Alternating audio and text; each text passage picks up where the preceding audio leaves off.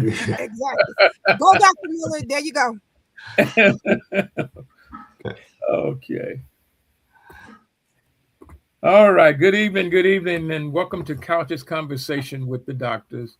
I'm Dr. James Miller, and we are so glad that you're joining us this evening as we meet here every Monday night to have discussions and hopefully give some information that is going to be useful to help improve the health of our community. So we're going to start this evening by going around the room and going around and having everyone to introduce themselves. Just in case you've not seen, you'll at least know who it is that is discussing today. So we're going to start with Dr. Terry Mason. Dr. Mason. Dr. Miller, thank you so much, and good early afternoon, early evening. And I'm always honored to be here with my colleagues, with the congressman, and also always, as everyone else does, hopes that we get an opportunity to give some people some information that they didn't know that they can implement and change the quality of their life in a very positive way. So that's our super goal, but we just want you to make sure you listen. And if you have a question, please ask us a question. Thank you. Thank you so much, Dr. Mason. Dr. Graham, introduce yourself. Thank you, Dr. Mill. I'm a retired physician. I worked in the western suburbs for 30 years, then joined the congressman in his office for 2 years as a fellow. And it was an eye-opening experience that made me interested in public health and public policy. And it's a real honor to be here with my colleagues, and I'm going to try and answer your questions as best I can. All right. Thank you, Dr. Graham. Congressman Davis. Well, let me thank all of you, gentlemen. I had a very interesting day today. As a matter of fact, I started my day meeting with the president of Malcolm X College and a businessman who runs a not-for-profit who wanted to do some things with Malcolm X or with the city colleges, period, but wanted to use Malcolm X as the anchor. And so we had a very wonderful, interesting discussion about the potential. And of course, you know that Malcolm X is training health personnel. Yeah. And I was just excited to hear about all of the programs that they've got going. Then later on this afternoon, I met with 3 researchers from Rush Presbyterian St. Luke's Hospital who are involved with the issue of what used to be called, and many people still call it, SIDS, sudden infant death syndrome. And of course, they're concerned about the numbers of children who pass away during the first year of life. And we don't really exactly always know why. I'm saying medical science has not been able to determine concretely. And you know, I spent a lot of time at church yesterday. Matter of fact, I visited 8 churches yesterday because we had a little program with the police, law enforcement people, where we were taking Easter baskets, and we had some policemen who were dressed up as bunnies, and we just had ourselves a wonderful, wonderful time. And we managed to do all 8 because we weren't spending a lot of time in one place. But as I was meeting with these researchers this afternoon about SIDS, I thought of King Solomon, you know, and the incident with the ladies who had the baby. and one baby died and the other one lived. And there was a little argument about who did the baby belong to. And I remembered from the Bible that one lady said, well, since we can't reach an agreement, let's just cut the baby in half and give me half. And of course, the king, being wise like you gentlemen, probably would have did like the king, use the data and the analysis to make maybe the appropriate decision. But I really was thinking about that as I was meeting with these three wonderful researchers from Rush about SID. So we'll be doing some things with them and raising awareness about that issue. But on Saturday, myself, State Representative LaShawn Ford, and State Representative Camille Lilly met with the head of the Chicago Medical Society and some of the physicians who work at West Suburban Hospital, or at least were working at West Suburban Hospital, to talk about their experiences and to raise the question and to share with us how much they think the hospital is needed, Mm-hmm. and the kind of dilemma that the community that make use of it and rely upon it, the dilemma that that community will face should the hospital not be able to reopen, and how disruptive that will be for healthcare delivery on the west end of the city, especially in the West Suburban community, in the Oak Park area, and in the Austin community and Brighton communities and other communities there, which brings to mind that no matter what we do, let me ask a question. Why do you gentlemen think it is so difficult to change the health status of a community or of a group in a community that, notwithstanding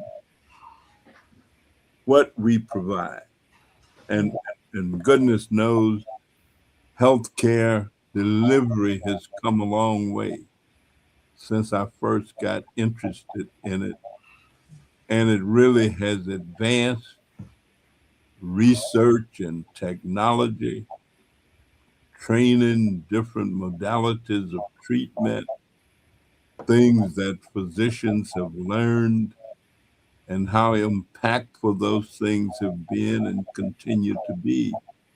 Yet, to change the health status of a community or of a population group seem to be very hard.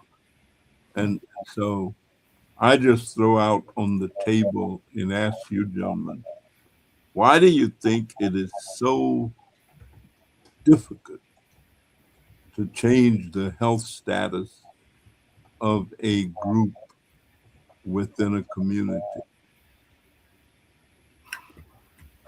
Well, I'll sort of start this conversation by saying it's probably a multiple reasons for this, and they work from both ends. They work from the end of the individual as well as the end of the environment or those institutions that are in charge of caring for people. So, so if I sort of look at the individual end, um, as people, we tend to be creatures of habit, which means that we tend to do things the way that we learn how to do them, and we tend to go on with that. Now, obviously, in a situation with the healthcare, there has to be continual teaching and making resources available for people to make changes. um, and so those things are interrelated. So sometimes, so the overall system, or in terms of availability of certain things, maybe doing well in certain areas, but in some areas, those the ability to access the care is not doing as well. And so those are two parts of the system that are coming from two different aspects, but yet and still they have caused that same unwanted outcome to come. In other words, if the individual is not changing from things that they need to change from, then they're not going to improve their care. If the system is not really meeting the needs of the people, then that too will hinder the improvement in care. So I think we have some of the same things that are going on, and then I think another part of it is that we as people, there are many things that affect our health. It isn't just well, am I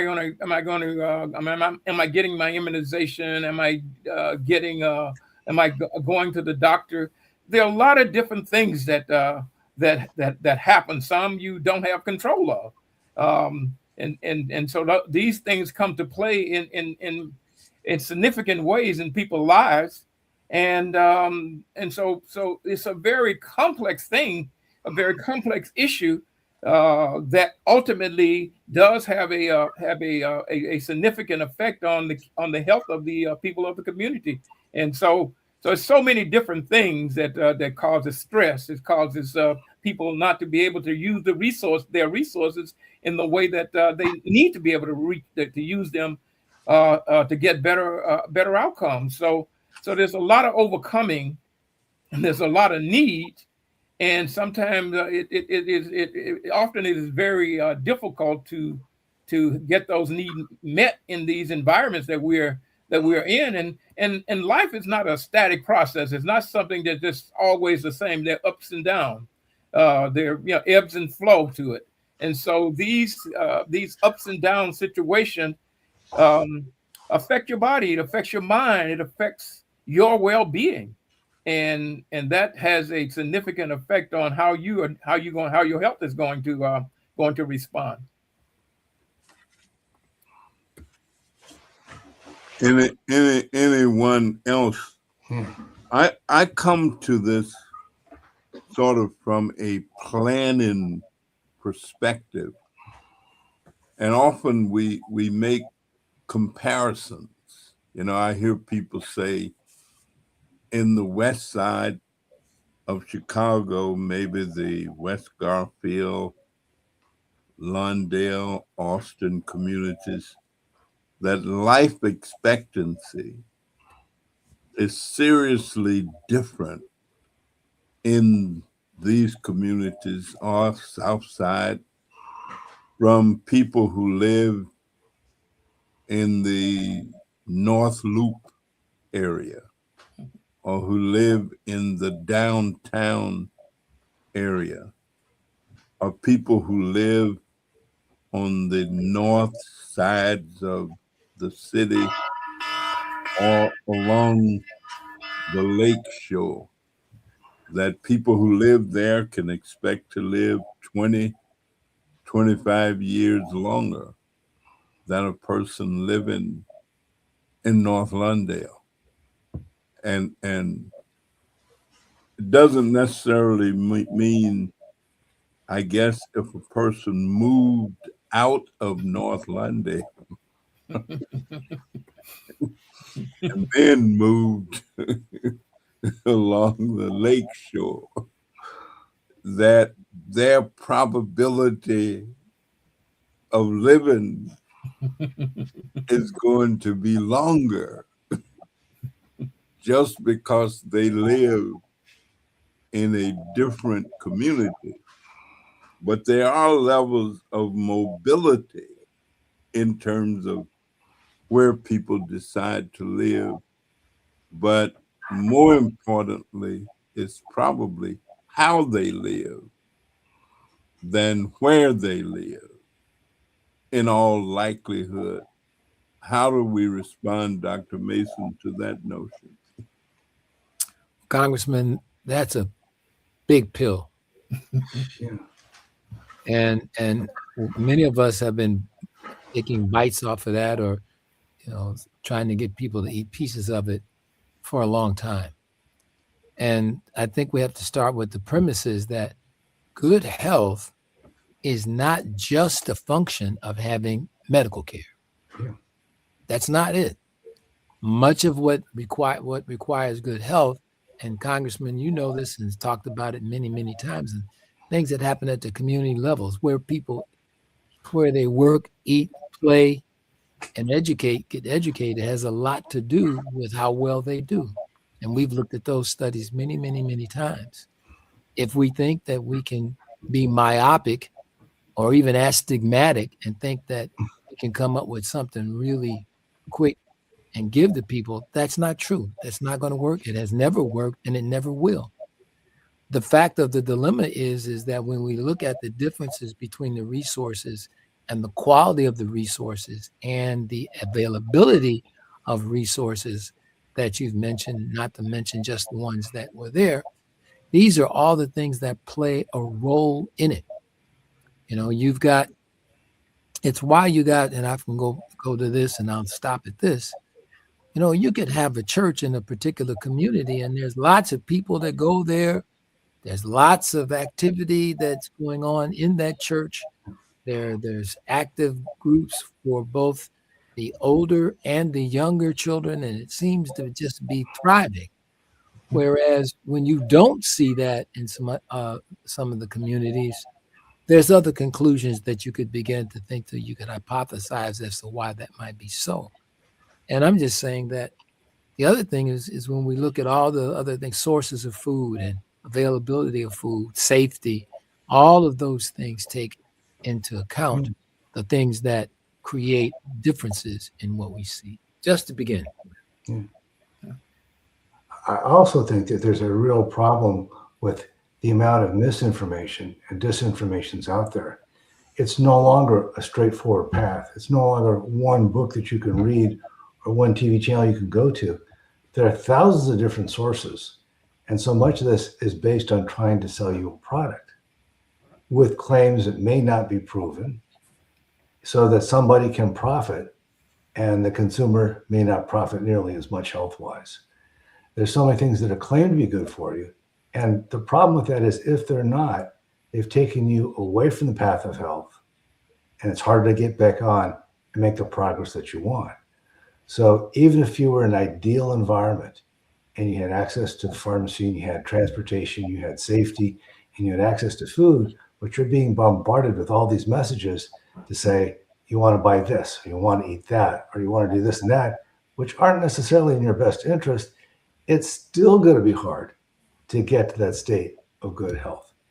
Well, do we continue to pursue this notion of equity?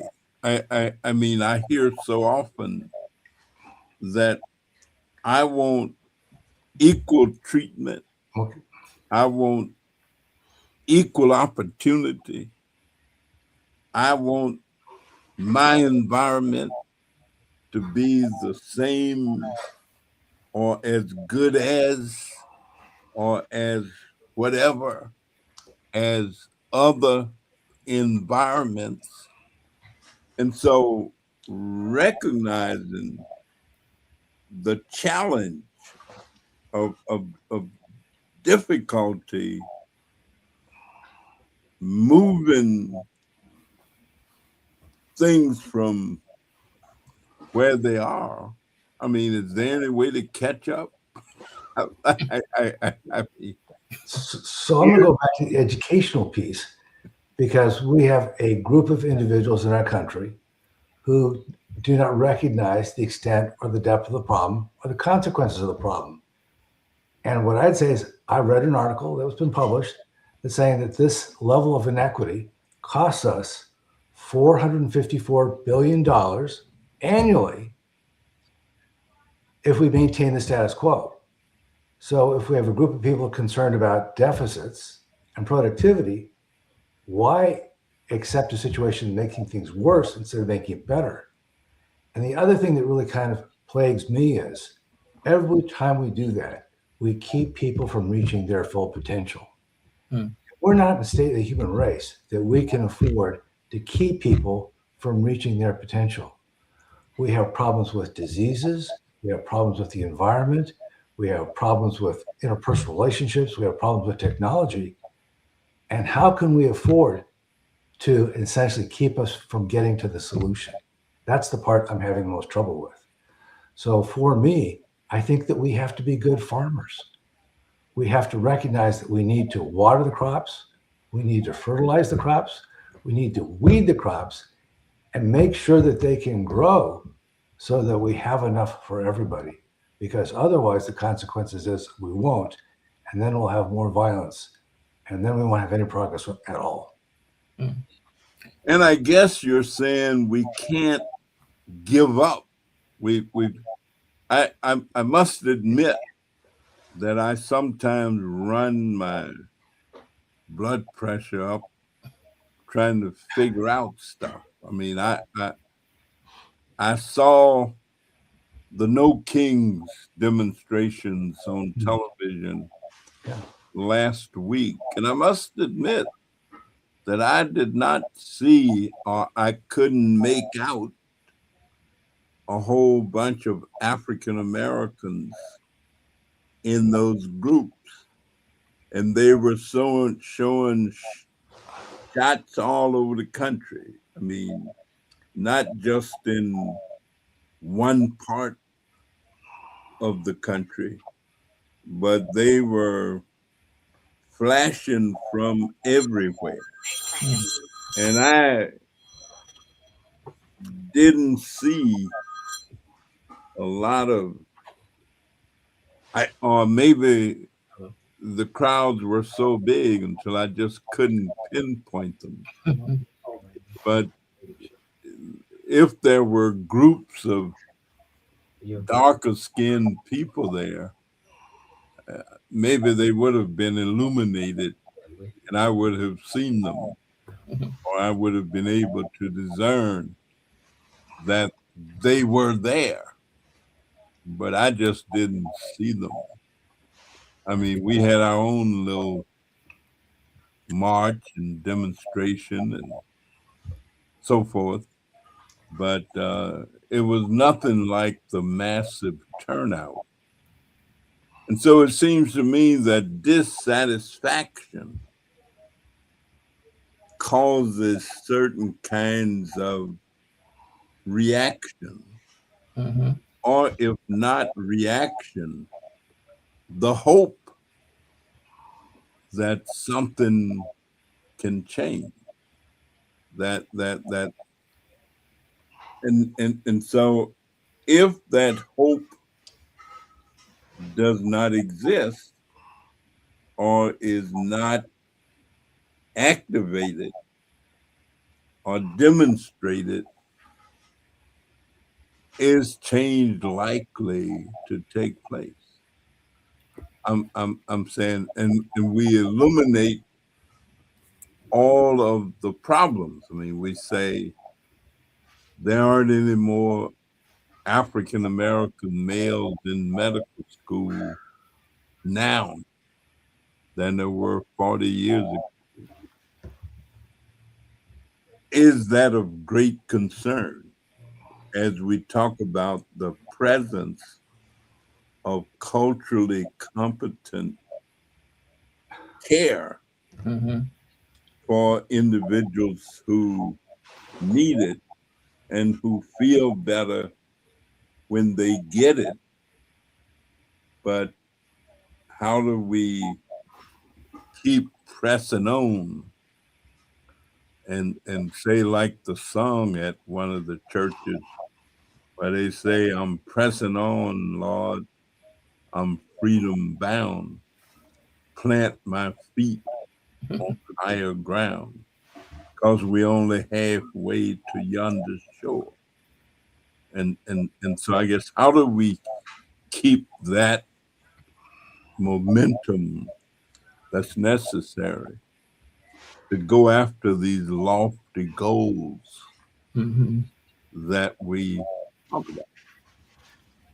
Well, here's, I mean, some of the things that happen in life is this: is that um, people who are more acutely affected by change tend to be the first one to react to the change. So, and what I'm saying is that these changes that we are seeing um, are probably not as acute in terms of the deficits, in terms of the lack of support in the for most African American as they are for people who maybe is feeling some pain that they had really kind of was floating above a little bit. And so the reaction will tend to be more acutely in those that have been floating above a little bit, because they're the one that feel acutely, as opposed to the group who has kind of been having been begotten somewhat that nobody should ever get used to not having their needs met. But I think we tend to get used to it from the standpoint that instead of us just going out expressing our frustration with it on a continual basis, that we kind of back down and sort of settle down with it and try to figure out another way. So that's one of the things. But I think another thing that's happening is that I think African Americans are trying to figure out where are these things going and how do I fit in it in a way that I'm going to benefit from change. I mean, there's a lot of rhetoric, and there's been a lot of rhetoric out there in terms of who is this and who's done what and who's not done what. And so people who've been suffering, they tend to say, you know what, I got to really look at this a little bit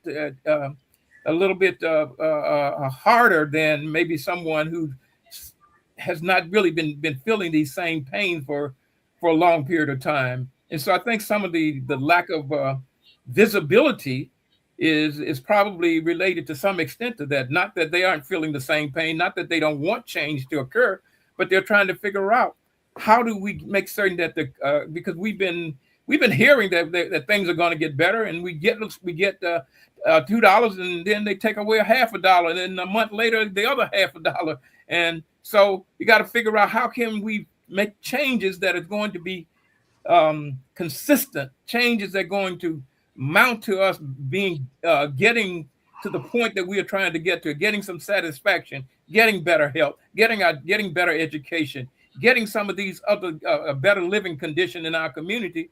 And so it's a bigger pot that I think that we are dealing with than other folks who maybe haven't had to deal with some of these issues. They've been getting some of those things. So we're probably less likely to see that. But I think that not that they're not ready to move, but they want to make certain that they when the movement occurs, that they're moving in the right direction, and not just moving for the sake of moving, but they're moving with a purpose. And that purpose is to move from that lower ground to a higher ground that is steady and solid. It does no good to move up and then fall right back down in the water. You're still gonna drown. You gotta be lifted up, but you gotta be lifted up on something that's solid that will hold when you land on it. So I think that has a lot to do with it, because as we talk and listen to different people seem to be African Americans seem to be kind of in a state of wondering and what's going to happen, and how much change is going to, how this change is going to make things better. Because I mean, we've seen some of these same changes over the past 50, 60 years or more. We've seen things move up, and then we've seen that hit a wall, and then everything is kind of being taken away. That the promises go away, the advancement began to begin to be to elude us again. So I think that's we want something solid, something that we can depend on, and some of that does depend on us being together, being consistent in our connectivity to one another, and consistent in our understanding of the system and knowing how to get the system to work best for us. Yeah, so I'll stop there and see what the other inputs are there. So I had the grave concern that the reporting of the No Kings marches showed evidence of censorship. Previously, they'd been the introduction to the news. When I watched them this time, they were buried halfway in. I don't think they got the same amount of time as they had previously. So it would not surprise me, in addition, that things that might upset the president were also excluded as well, because he's been relatively relentless and ruthless by attempting to persecute those who disagree with him. So I think that there may have been some editorial judgment that took place to see this. The other thing that I would note is that while it's not happened very rapidly, this present core administration has been crumbling. And they've lost their attorney general. They're probably going to lose the head of their FBI. The courts have been relatively consistent in terms of rejecting his attempts at retaliation. And some of the things that he's attempted to do that were either racist or otherwise against the Constitution. So some of the momentum that he had previously in his first 12 months has begun to slow. And as his health fails, I think there'll be more opportunities for people to express themselves and try and reverse this unfortunate trend that we've witnessed when somebody has been given power without accountability. And I think that's probably going to be the greatest task of the following administration, is to how to not just have integrity, but accountability, so that people can't go off and do things just on impulse, on whim, that violate people's rights and the Constitution. Yeah. So I think people still believe in the Constitution.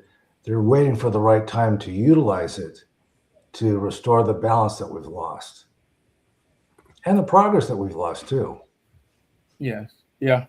I know of communities that are still deeply concerned about cultural competency and diversity, equity, inclusion, but they understand that they have more to lose right now by promoting it than they do by waiting. So I think that's kind of what Dr. Miller is saying too. They're biding their time. They're waiting for the time to begin to take that step forward. Well, it seemed to me that everything that we tear down or let fail has to be rebuilt. And so I compare the decline of some institutional development with the war effort. You can tear down a nation, but if you tear down, now you got to come back and rebuild it. You know, we did all right in terms of World War II, but then we had to have a plan. And of course, some of the places in Europe that were devastated are still in that same state of devastation. I mean, I looked at some of what happened in Poland, or I looked at, on some of the European trips that I've been on, where the destruction is the same. I saw this, and I gotta make sure we have it, because I saw this West Side Burning documentary last week. Someplace had it over in Garfield Park, and I'm saying there's gotta be, some bigger groups and bigger audiences for people to kind of watch what happened where there was desolation and where people had kind of lost hope and expressed that loss of hope by burning down and burning up. And those areas have not been rebuilt. And it takes a lot to rebuild. So every time our missiles blow up something in Iran, eventually that's got to be rebuilt. That's got to be reconstituted. And so if we lose our health status, that too has to get rejuvenated if we can, to build it back up. And it's much better if we can keep it solidified as we move along than having to come back and try and repair that which has been destroyed, whether it's health or whether it's a community, whether it's a concept or an idea. Mm-hmm. It's still got to come back. And to do it is not easy. I must confess that I was flabbergasted when I heard the President of the United States making some threats on Easter Sunday that you just would not expect to come from the president of an enlightened nation, saying that, you know, we're going to do certain things by tomorrow or not do them. And yet, many people don't seem to be too alarmed at that. Some people are. Yeah. But others are not. So I guess a loot to continue is the struggle goes on. Yeah. In medicine, we have something called the standard of care. Mm-hmm. And the standard of care or the standard of anything is what that standard is. And that standard doesn't always follow a level path. Sometimes it changes, sometimes it's up and down. And I think that some of the things that we're hearing from the president today, if we had heard this from President 2 or 3 president removed, we would have been people would have been so shocked. But it doesn't shock people anymore. It's becoming the standard.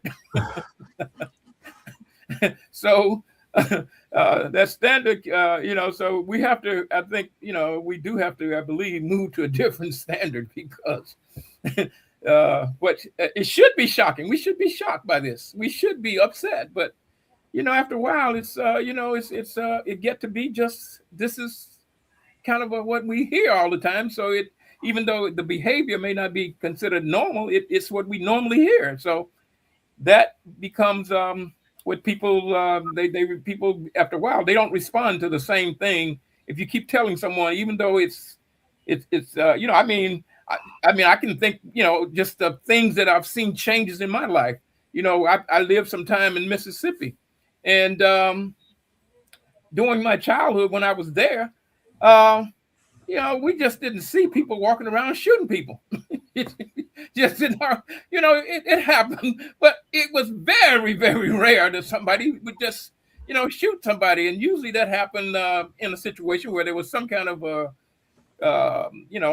some type of struggle going on. People just didn't walk up and shoot people. And we're seeing, so what I'm saying is that what is normal now is compared to what was going on in 1950 something and 1960 something is a totally different set of circumstances.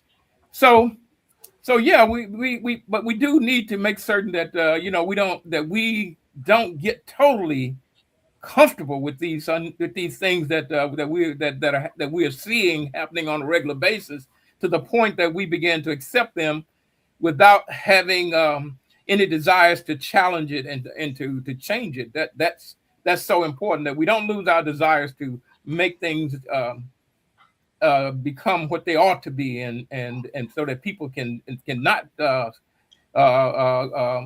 see and hear things that are just outside of what ought to be, and just say, well, that's how it is, and move on without doing something about it. Well, though, Dr. Miller, I mean, it's nice for us to have these kind of conversations, Mhm. Because they don't go much further than this. And and I think what the congressman said earlier is, when you try to move it further than that, in order to really do something that might be able to, in some degree, make a change in one way or another, you run up against a lot of the institutional inertia Yeah. that really gets in the way of doing a lot of things. So much so that it almost stifles the ability for almost anything to be done in a significant time frame, where the whatever is going to be done will make a difference. I mean, what we talked about is a lot of stuff that we've talked about a lot of times, and we'll probably talk about it a lot more times. But the question, the question, and that's what I always come back to. And that's the question that came from a movie called The Color Purple. And it was an actor, her name was Celie. She was the wife of the bad guy, Mr. But she raised the question that I think is a question that we're really kind of struggling right now, because we've talked about a lot of things. We've seen a lot of this come and go at different points in our lives and what have you. But the question really becomes, and I think the congressman alluded to it a little earlier, is what Celie said in the movie. She said, he asked the question, because there was a lot of things going on, but she asked the question. She said, what us gonna do? That's what Celie asked. What us gonna do? And so the question I have is the question for us. We always have a lot of conversations about a lot of things, but at the end of the day, in some things, and because there is a process and it takes time, but at some point we got to move the conversation from just conversation. And the congressman has been doing a number of things in many ways to try and do that over many years. Mhm. But at some point, we got to move as a group of people to what us gonna do. And that means us getting ourselves truly engaged in this in a way. And when we begin to look at what we gonna or what we should do, we'll also uncover some things that we may not have well uncovered, that describe why we're in some of the mess that we're in, that what it was that got it undone, that needs now that we have to redo it. And so I think it's a great conversation. I think we need to think about what are the things where we can have some kind of impact, not tomorrow, but certainly in sooner times than we've been doing, and leverage the resources as well as we can, which I think we've been trying to do. And until we really get the final change in the White House, there may be some other things that we need to be thinking about in terms of our timetable and our ability to move forward with things that we think need to be moved forward on. I agree with you 100%, and that's part of the congressman says that he believes in planning, and that's part of what planning is about. Looking at what resources that we have, looking at the conditions and problem that we have, and finding out, well, I can't do this, but I can do that, and moving and doing those things. Because as the other if opportunities to do other things are become available, we need to be prepared to take advantage of those things. And so you need to, again, that plan and make preparation to do it. Otherwise, if we're just sitting there, like you said, just conversating about it, not making any plans, then what mostly happens on those times is that when the window of opportunity is open, you don't go through it. You just stand there still talking as opposed to moving ahead. And every little bit helps. I tell you, I was at Progressive Church a few Sundays ago, and I was very thrilled and delighted that they were mixing economic messages with their faith message. That is, urging people to shop at Black-owned businesses and stores. I said, right on. This is the kind of Christianity. This is the kind of religion. This is the kind of messaging. This is a use.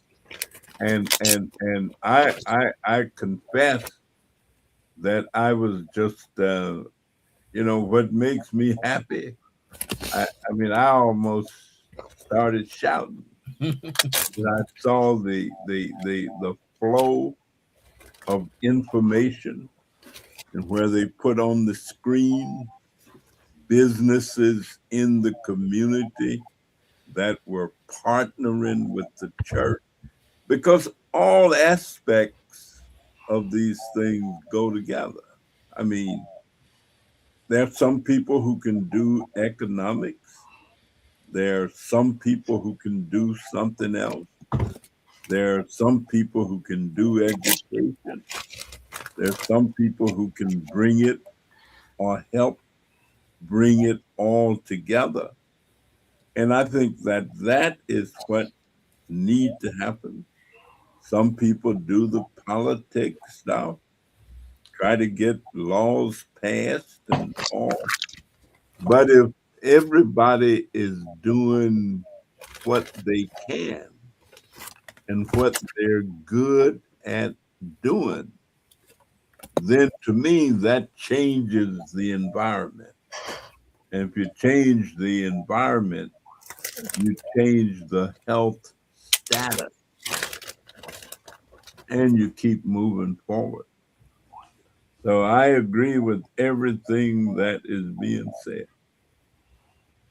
We just got to do more of it.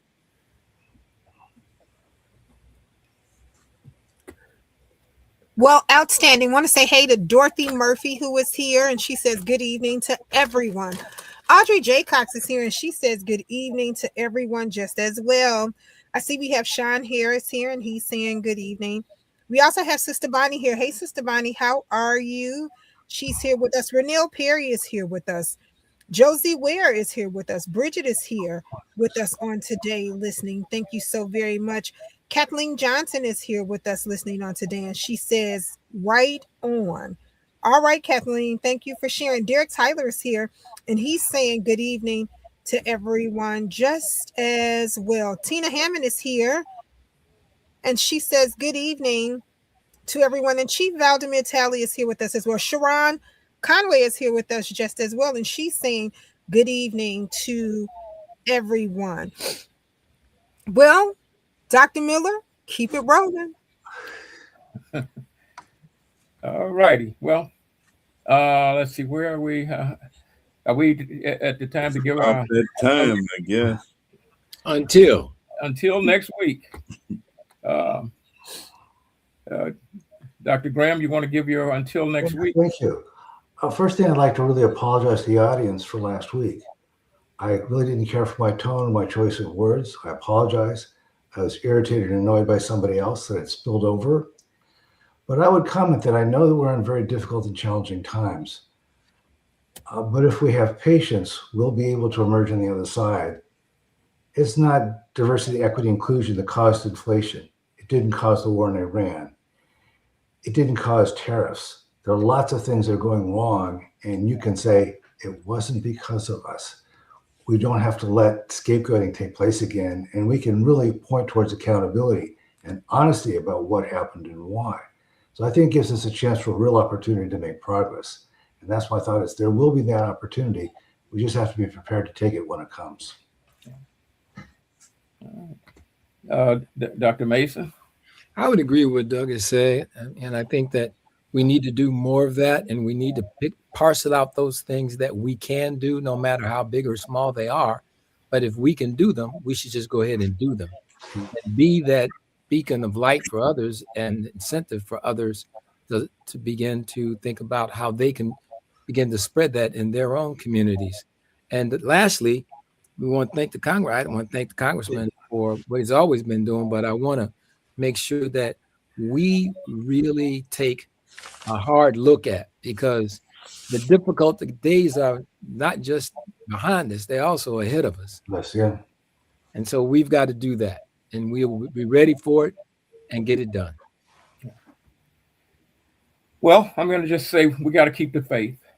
If you can keep your head up and keep looking towards the goals that you're trying to reach, and not really let those that defeat you without you putting up a good fight, then you have an opportunity to overcome some things.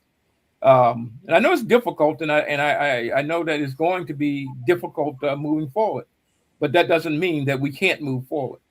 Just because it's hard doesn't mean that we got to stop. We have to, if the times are getting tough, we got to get a little tougher in terms of dealing with it, how we deal with it. We got to get a little smarter in terms of how we deal with it, and be prepared to take advantage of opportunities when they do arrive. So that's my until next Monday.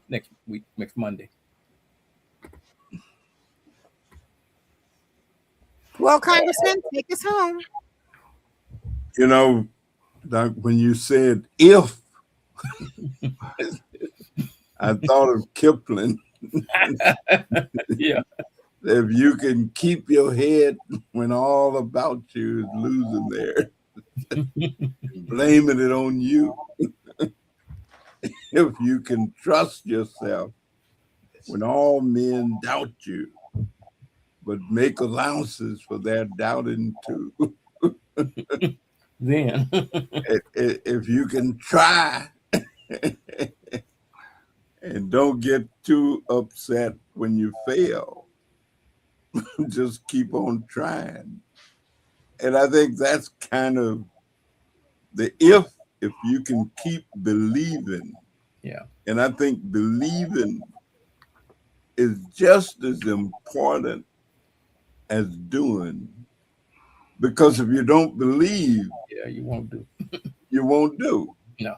I mean, you just will not do if you don't believe. I mean, I think that Illinois stopped believing the other night, or the other day, and the ball just wouldn't go in. It might go around the rim.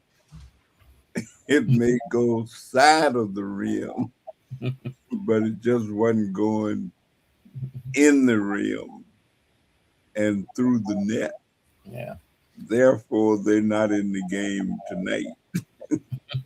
So you gotta believe it, and it's hard to get people to believe that things can be different, that things can actually change, that you can overcome the obstacles. You know, I grew up on a farm in the country, and people had all these country kind of stories.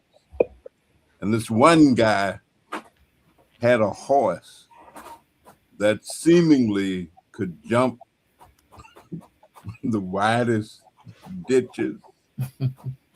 And somebody asked the guy who owned the horse, say, how do you manage to get over these big mud holes and stuff?